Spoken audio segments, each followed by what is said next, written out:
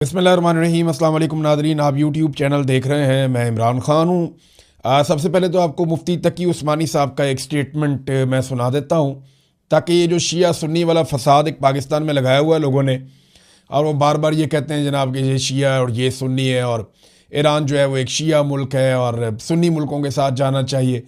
ये लड़ाई हो ही नहीं रही शिया और सुन्नी के अंदर। मुफ्ती तकी उस्मानी साहब जो सुन्नी मकतबा फ़िक्र के लोगों के एक बहुत बड़े आलम दीन है, मुफ्ती हैं, बड़ा नाम है पाकिस्तान में इनका। ये इनका स्टेटमेंट आप सुन लें, ज़रा तसल्ली हो जाएगी बहुत सारे लोगों की। ये सुनिए आप।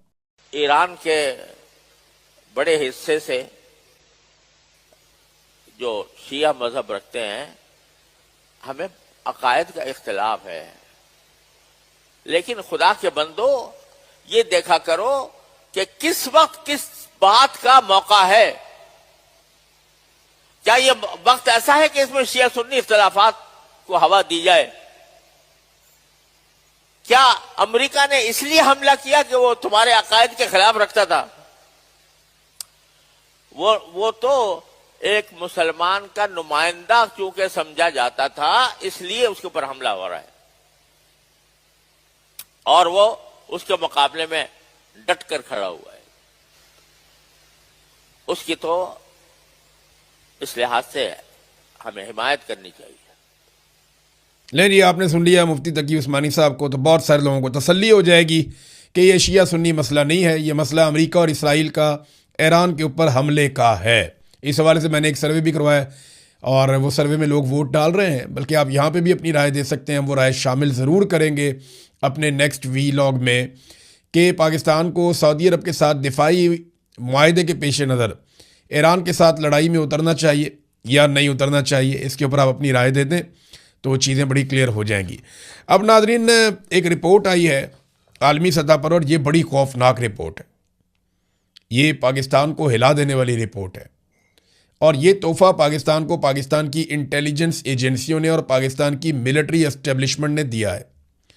पाकिस्तान जहाँ पे दहशतगर्दी लगातार ख़त्म हो रही थी, पाकिस्तान सयाहों के लिए एक बेहतरीन डेस्टिनेशन बन रहा था।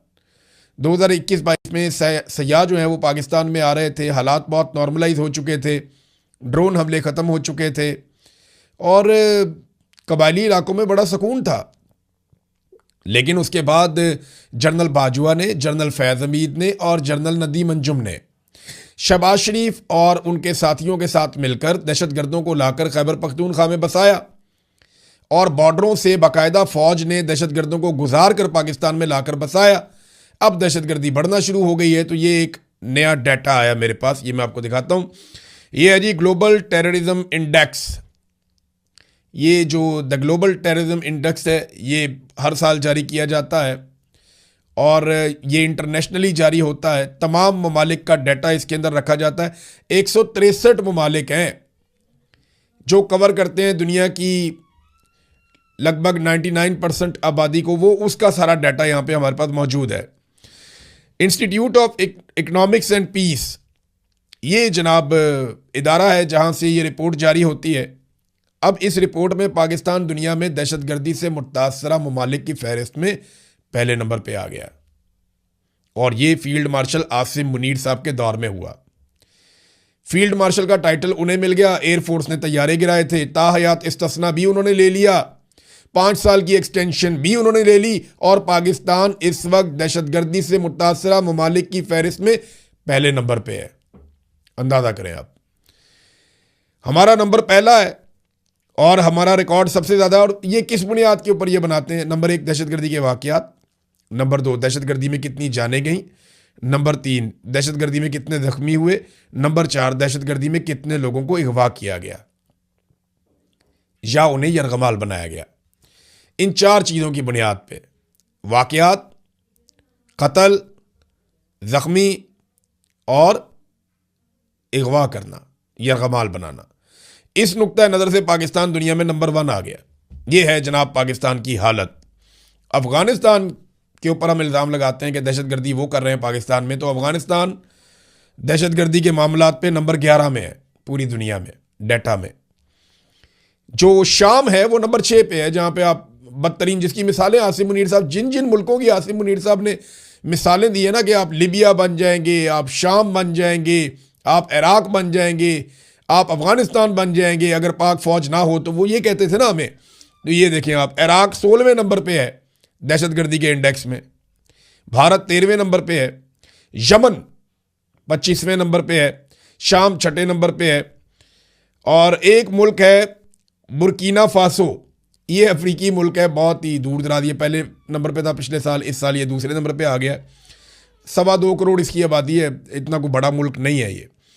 तो अफगानिस्तान नंबर 11 पे चला गया दहशतगर्दी के मामलात में, और पाकिस्तान पहले नंबर पे। ये तोहफा पाकिस्तान को पाकिस्तान की मिलिट्री एस्टेब्लिशमेंट ने इसलिए दिया कि उन्होंने इमरान खान को कमज़ोर करना था, उसकी सियासत को तबाह करना था।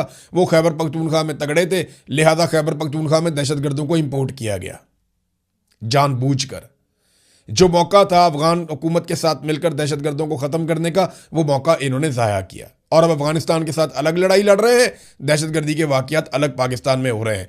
उम्मीद करते हैं कि दहशतगर्दी पाकिस्तान में ख़त्म होगी, क्योंकि दहशतगर्दी के साथ कोई भी मुल्क आगे नहीं बढ़ सकता, उसमें सियाहत नहीं आ सकती। यहाँ जो काम होता है ना, इमरान खान की मुखालफत में होता है। मिसाल के तौर पर इमरान खान साहब की मुलाकातें भी रोक दी गई, यानी ईद पे भी साबिक वज़ीर आज़म को अपनी फैमिली से मिलने की इजाज़त नहीं दी गई, उन्हें नए कपड़े भी नहीं दिए गए। ये हालात किए गए इमरान खान साहब के साथ। लेकिन जब नवाज शरीफ साहब जेल में थे तो तब क्या हुआ था? ये खबर आई थी कि मुस्लिम लीग नून के सदर और अपोजिशन लीडर शहबाज शरीफ ने अहले खाना के हमरा अडयाला जेल में साबिक वज़ीर आज़म नवाज शरीफ और मरियम नवाज से मुलाकात की। नवाज शरीफ की वालदा, हमजा शहबाज, सलमान शहबाज, ख़ानदान के दीगर अफराद और स्टाफ के लोग भी इस मुलाकात में मौजूद थे, यानी मुलाजिम शुलाजिम भी सारे गए हुए थे। शरीफ ख़ानदान ने ईद पर नवाज शरीफ और मरियम नवाज से जेल में मुलाकात की दरख्वास्त की थी। वहाँ पे जनाब बेहतरीन इनको खाने शाने भी दिए गए, वहाँ इनको फैसिलिटेट किया गया। पंजाब हुकूमत ने इसके लिए स्पेशल इंतजाम करके इजाज़त भी दी थी। मुलाकात का दिन जुमेरात का होता है, लेकिन इसके बावजूद ईद वाले दिन छुट्टी के बावजूद मुलाकात की खसूसी इजाज़त दी गई। अंदाज़ा करें आप। और आज ईमान मज़ारी को मुलाकात की इजाज़त नहीं है। आज सनम जावेद और फलक जावेद के साथ भी यही हो रहा है। आज ईद की नमाज़ पढ़ने के लिए भी शाह महमूद कुरैशी को, इमरान खान को और जो बाकी लोग हैं, महमूद रशीद साहब हैं, एजाज चौधरी साहब हैं, उमर चीमा साहब हैं और दीगर लोग हैं, किसी को भी नमाज ईद की पढ़ने की इजाज़त नहीं दी गई। क्यों? क्योंकि इमरान खान साहब की मुखालफत में ये सारा काम किया जा रहा है पाकिस्तान में, और ये मिलिट्री एस्टेब्लिशमेंट कर रही है, कोई और नहीं कर रहा। हालात पाकिस्तान के इन्होंने यहाँ तक पहुँचा दिए हैं कि PSL के मैचेस अब पाकिस्तान में ये खुले स्टेडियम्स के अंदर नहीं करवा पा रहे, यानी मैच होगा लेकिन फैंस नहीं आएंगे। बहाने लगाते हैं जनाब हम तो बहरान से बचने के लिए पैसा बचा रहे हैं। लोग अपने टिकट जिन्होंने ख़रीद लिए हैं वो आके तो वापस आने के लिए भी उन्होंने मोटरसाइकिल पे गाड़ी पे आना है, तो वही उनको आप मैच देखने के लिए आने दें। लेकिन नहीं, रीज़न कुछ और है। ये को पैसा वैसा नहीं बचा रहे। पैसा बचाना होता तो IPP के साथ जो घटिया मुआहदे किए हुए हैं वो ख़त्म कर देते। IPP जो बिजली पैदा करते ही नहीं है, लेकिन इसके बावजूद हम उन्हें बिल देते हैं, क्योंकि नवाज शरीफ साहब ने ऐसे घटिया मुआहदे IPP के साथ कर लिए थे जो कौम के गले की हड्डी बन गए। IPP 1 यूनिट बिजली बनाते हैं और 3 यूनिट बिजली के पैसे लेते हैं। कई IPP ऐसे हैं जो बिजली बनाते ही नहीं हैं और बिजली के पैसे लेते हैं कौम से। तो अगर पैसा बचाना है तो वहाँ पे बचाओ ना, बेशर्मी जो वहाँ पे की हुई है। अब ये कह रहे हैं जनाब कौम को हम स्टेडियम में नहीं आने देंगे, वजह मैं आपको बताता हूँ।